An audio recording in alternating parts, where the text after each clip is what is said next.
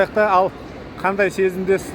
Бірінші рет Түркияға барасыз, Анталияға. Сұмдық масқара, мен мұны айтып жеткізе алмаймын сізге.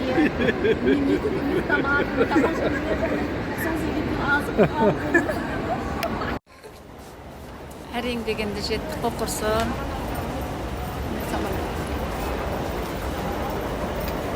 Осыған отырамыз. Осы біздің самолет.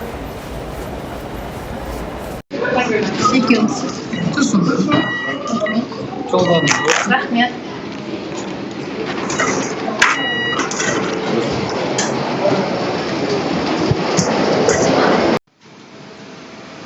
Самолетке келдік.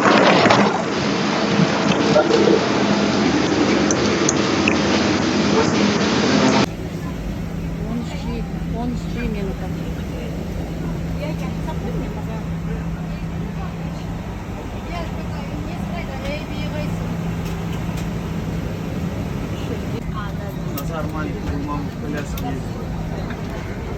Қайырлы күн, құрметті қамдарымыз ауыр сөйлеп тұрғаны борт серік, әуе кемесінің командирі Василий Писарев келген экипаж.